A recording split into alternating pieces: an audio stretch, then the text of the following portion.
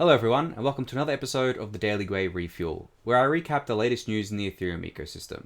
I'm your host, Anthony Sassano, and today is the 15th of December 2020.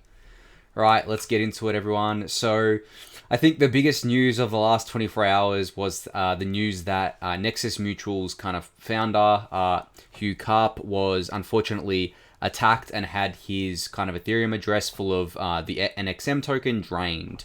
Now, this was quite a sophisticated attack, actually, something that was targeted towards Hugh. So it wasn't just like some random attack, it was specifically targeted towards him. It basically targeted his flow of how he accesses these funds. So you can see here on the tweet that basically Hugh was using a hardware wallet. The attacker managed to gain remote access to Hugh's computer and modified his MetaMask extension, which tricked him into signing a different transaction, which transferred funds to the attacker's own address. Now, this is something that can happen to anyone, and it's very hard to tell basically if this is happening to you or not. So, for example, when you everyone's probably familiar when you use MetaMask, you go, you do a transaction and then you have to press confirm on it, right? That's what's called kind of signing the transaction, and that's signing it with your private key to kind of tell the Ethereum network that yes, you have permission to spend these funds or do this interaction or whatever. Now, if someone can replace your MetaMask extension or modify it with a malicious one, they can make it look like everything's normal, but you'll end up signing a transaction that you didn't mean to sign. Now, it's exactly what happened with Hugh. Very unfortunate, very scary kind of attack here. There's not really much you can do here, especially with MetaMask, because it doesn't really show you exactly what the transaction is doing. And even if it did, it'd probably just show you the code of it. It wouldn't show you the actual like human readable kind of things to basically say, okay, funds are being sent from here to here through this smart contract or doing this, and this, right? So yeah, it's an attack that anyone could fall victim to, even experts in this field, even people building DeFi products, for example, like Hugh, but even like coders and programmers and smart contract developers would fall for this. So very sophisticated attack. They managed to drain $8 million worth of NXM. The transaction is basically here. So if I load this up here, you'll be able to see. I think it's worth less now. So I guess like it was worth $8.3 million, and that went to basically their account.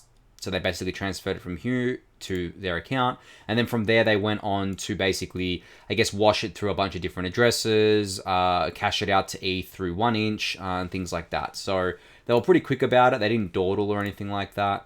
I guess, there was a lot of conversations around this. For me, I kind of thought to myself, why was $8 million worth of NXM secured just by one key, right? I would have figured it would be under multi-key security. Obviously, it wasn't. That would have prevented this attack, right? Because you need multiple signatures to execute transactions in a multi-key setup. So if you had like a 2 of 3, it would have required another person to sign the transaction as well as Hugh in order for it to go through, and they could have spotted it and been like, hey, are you meaning to send $8 million worth of NXM to this random address?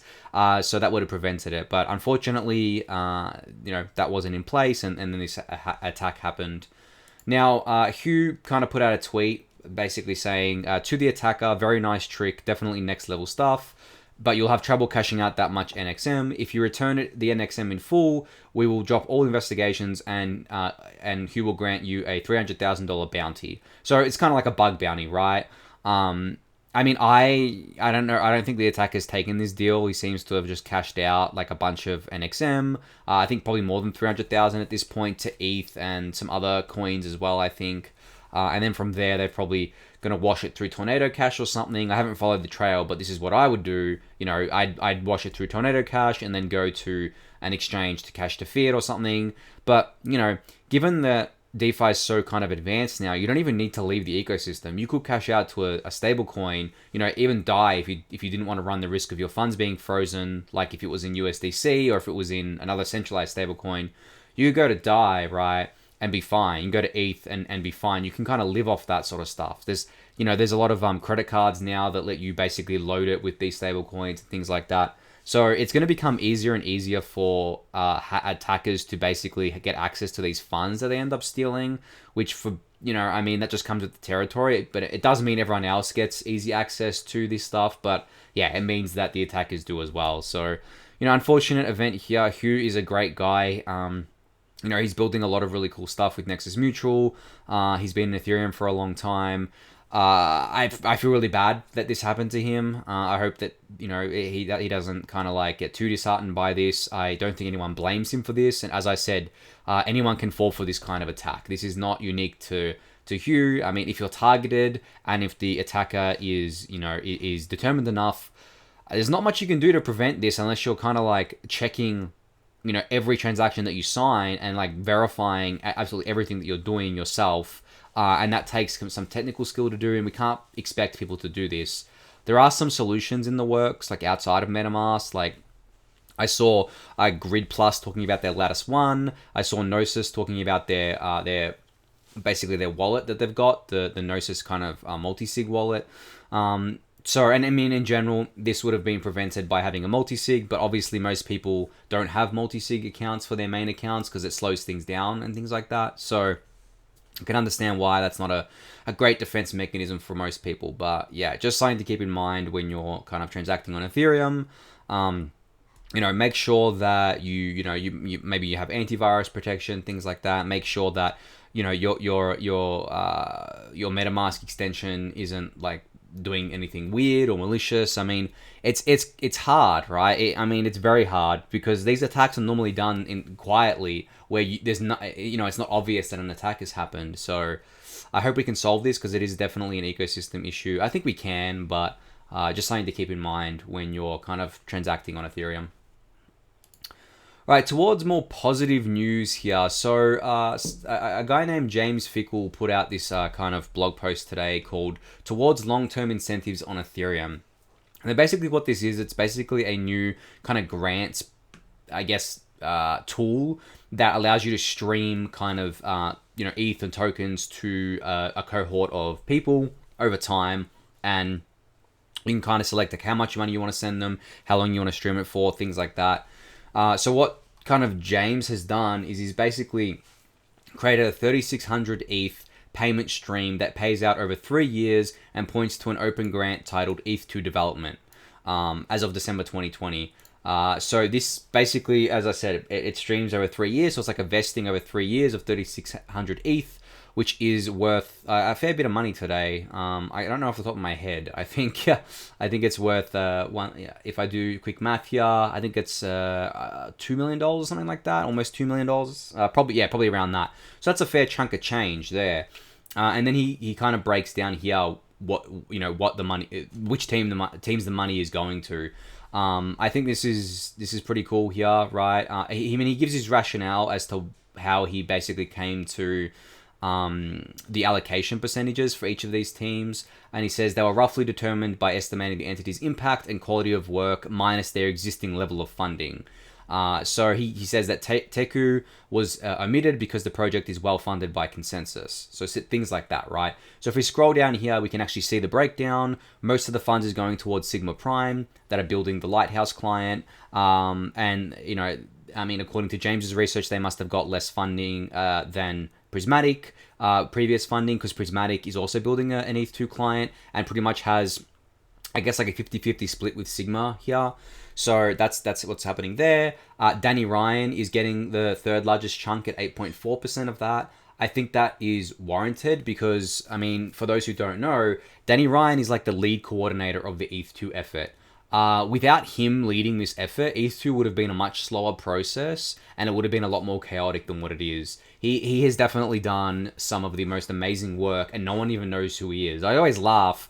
No one, I guess, like outside of the ecosystem. But I always laugh because, you have like people that kind of like deride Ethereum saying, it's centralized around Vitalik, whatever Vitalik says goes, blah, blah, blah. And these same people don't even know about Danny Ryan, the actual coordinator of these things. Not to say that Danny Ryan, that Ethereum is centralized around Danny, but, Vitalik has way less input in the ETH2 kind of like coordination than Danny Ryan does, for instance. So it's always funny when I see that. So great to see him getting a big share there. Nimbus and ChainSafe also building ETH2 clients, got the fourth biggest share equally. Proto Lambda, which is another researcher within ETH2, he got a lot here as well, so good to see that. And then there's a bunch of unnamed researchers here that are also getting the remainder. if I had to guess who these people are, they would be the core researchers, probably minus Vitalik, since he's already got a lot of ETH, right? I would say it was Justin Drake, Xiao Wang. There's people that I'm missing off the top of my head right now. Obviously, Danny Ryan's already covered there, and then a bunch of other researchers that are less public, getting funding for their efforts too. So this is great, and this isn't just limited to James doing this. Like, anyone can create these kind of streams and stream them to these people over time, as well. So yeah, I suggest going to check this out.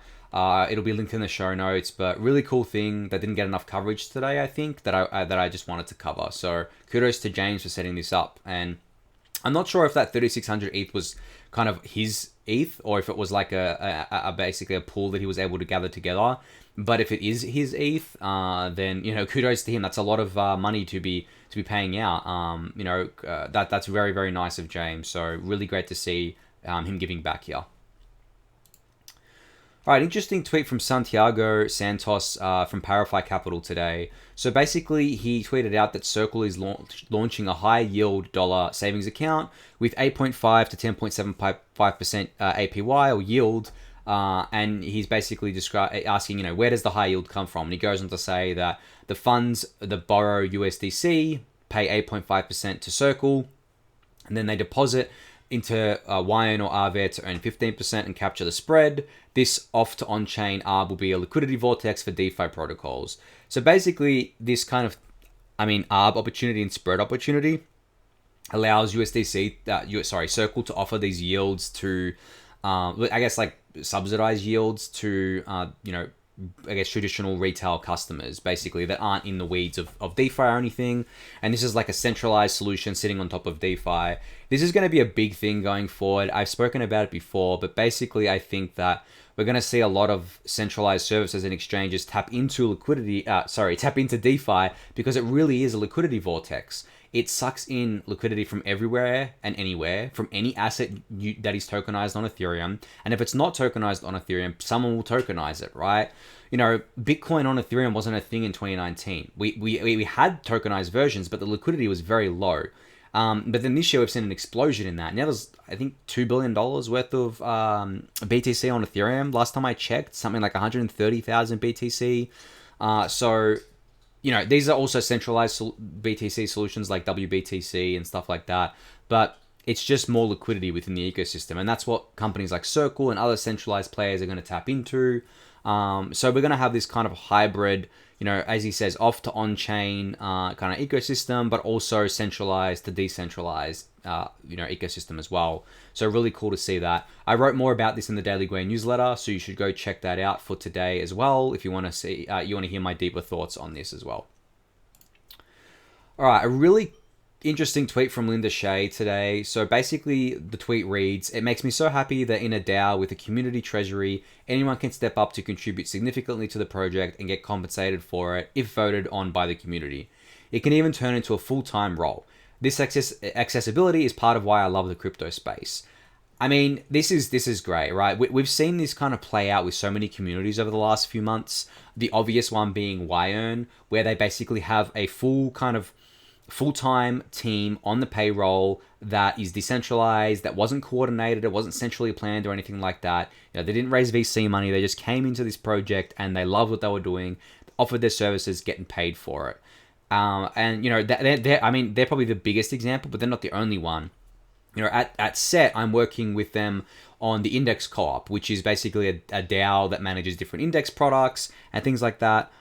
This is the same thing. We have a bunch of community members contributing really, really valuable content, and they're getting paid in index tokens, so the native token of the Index Co-op. And they're very motivated by this because, they obviously, by getting paid in these tokens, they get a stake in the network as well. I don't think anyone that is being compensated is full time with Index Co-op yet, so it's like a side hustle for them. But it's not like a low amount of money either. Some of them are earning up to $4,000 worth of Index a month for their work, and this is part-time work outside of their full-time role. And they're holding these Index tokens too because they want a voice in governance. They want to capture the upside, to the future upside, because they believe that the Index Co-op is going to go far and things like that. Full disclaimer here, obviously I'm biased with how I'm talking about it because I'm involved with the project. I'm also, a holder of index tokens too. But, obviously I have a lot of experience with this because of Index Corp, so I figured I'd talk to that. But as I said, it doesn't just, it's not just limited to one DAO like Wine or Index Corp. Pretty much like every DAO can do this. The Compound DAO, the Maker DAO, Uniswap DAO, every single one can do this and reward contributors and basically build an army. This is not new, but something that I think that not enough people appreciate, that you can now kind of work for crypto as long as you kind of, I guess, put in the effort, right?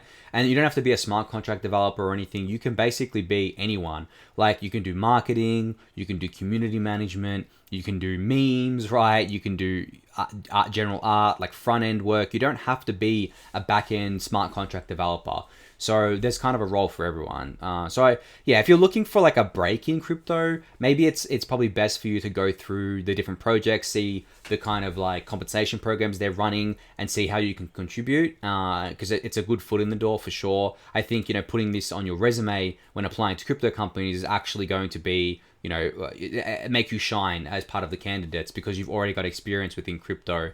I know from working with different teams to recruit new people on board, a lot of people come into this ecosystem, but they don't understand crypto or DeFi, right? They're not crypto or DeFi natives, and that's what a lot of companies are looking for. These people might have like the really great skills, but they're missing a lot of the context, which makes them the less than ideal candidate that these teams are looking for. So, if you're already in crypto, you already know what you're doing, you're a DeFi native, definitely just go contribute to these projects to bolster, I guess, like a resume for when you do want to kind of go into crypto full time in whatever role you choose.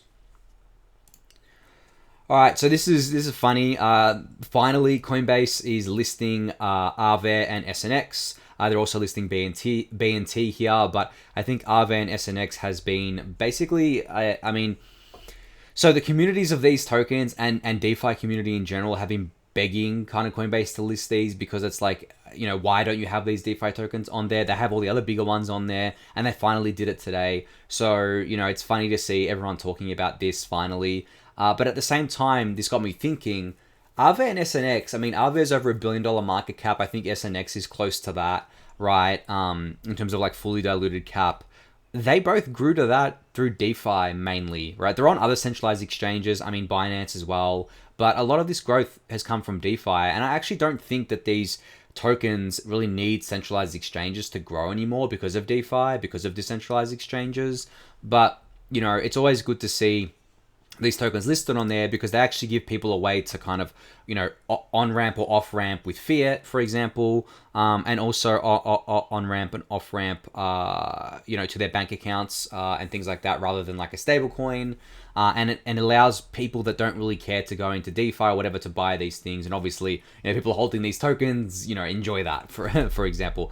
Good to see Coinbase doing this. Coinbase is normally pretty supportive of DeFi, so that's why it was weird that they hadn't listed these two kind of blue chip DeFi tokens. So finally they have. A couple more weeks left of the year. Maybe they'll list some more things. I'm curious to see how that goes there. But yeah, kudos to Coinbase for finally listing these tokens. I know that I'm not really focusing on BNT here, and that's because I don't really think there's a large BNT community. I don't see them like kind of begging exchanges to list tokens or whatever. And it's not considered like a blue chip of DeFi, for example. So yeah, I think Aave and SNX definitely the standout news here on Coinbase for sure. All right, some really cool news out of Catnip. So for those who don't know what Catnip is or Catnip Exchange is, it's basically a front end that looks like Uniswap that is built on Augur and Balancer that lets you basically trade different tokens, specifically kind of like prediction market tokens. So this was used a lot during the, I guess, prediction market kind of like boom during the US election, right? We had a lot of activity happening there. Now what they've released today is basically you can buy prediction market shares directly on Twitter using 0x's API and Uniswap with Maskbook backed by Augur's Oracle. So there's a lot of composability and money Legos going on here. And if I play through the video, you'll be able to see they're scrolling through here. They click on the ticker and then you can kind of click swap and then you can buy these shares. Now, this is part of Mask Book. That's what enables this. So Mask Book is the app, and it's a Chrome extension that enables this. So once you've got it installed, you can click on the ticker, and then you can actually do what the video is showing, where it's like you can trade directly without leaving Twitter, which is really, really cool. I mean, I don't think I have it installed at the moment. Yeah, if I click through, it's just going to bring me to the normal thing. But if I did, it would come up with this little pop-up. So yeah, it's really, really cool. I think we're going to be seeing more and more of this. I actually wrote about this in the Daily Gwei now that I think about it. I called it seamless finance, right?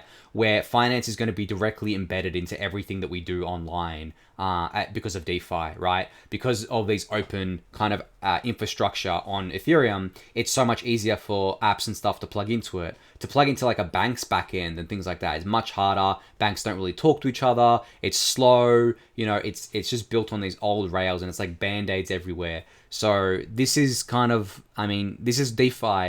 I guess the main draw of DeFi for me, and always has been, is this thing of basically money, Legos, and composability, and it's why it's so powerful. So yeah, very interesting release from Catnip today. All right, speaking of, I guess, DeFi and composability and all that, Hayden Adams from Uniswap tweeted out today that Uniswap passed $50 billion in all-time volume last week, which is split across 26,000 unique trading pairs. And he says, we just need to do this 19 more times to hit $1 trillion total volume. This is insane. $50 billion all on chain, on Ethereum. Remember how I spoke about the total value transacted on Ethereum yesterday, and it's over $1 trillion? Well, Uniswap accounts for 5% of that alone. You know, that's not including, you know, obviously there's other things that happen, but the fact that Uniswap accounts for such a big part of this is massive. So I think, you know, it was a slow grind up. Like, Uniswap's been out since 2018. We saw it slowly growing and growing. Then if you look at the charts, it kind of exploded in 2020, as everyone knows. And that's what kind of like, I guess, this $50 billion volume has come from. And then in a follow-up tweet, Hayden says, when will Uniswap hit $1 trillion cumulative volume? Most people voted for 2021, and so did I. I mean, I think so. It's going to be a bit, it's going to be a bit hard in 2021 unless we have another DeFi boom. I think we will. But when you think about it, right, even if you think about all the volume that was done on Uniswap this year, you know, say $50 billion was done on Uniswap this year alone in 2020, you kind of need to like 10x, 20x that in 2021 for it to get to $1 trillion, you know, dollars of cumulative volume. But maybe, you know, he doesn't mention it here, but like Uniswap's obviously coming out with Uniswap v3 that's going to come out with a lot of new features, and maybe a layer 2 implementation as well. So if there is a layer 2 implementation, you're going to have a lot more trading going on Uniswap. So that's going to be counted as well. So maybe we can get to $1 trillion. I think that'd be really cool if we did. I'm looking forward to seeing if we do. I think 2021 is actually going to be a pretty eventful year for Ethereum and DeFi again, just as 2020 was. So looking forward to seeing that play out. All right, that's it for today's episode, everyone. Thank you again for watching and listening. Subscribe to the YouTube channel if you haven't yet. Give the video a thumbs up. Subscribe to the Daily Gwei newsletter. Join the Discord, and I'll see you all tomorrow. Thanks, everyone.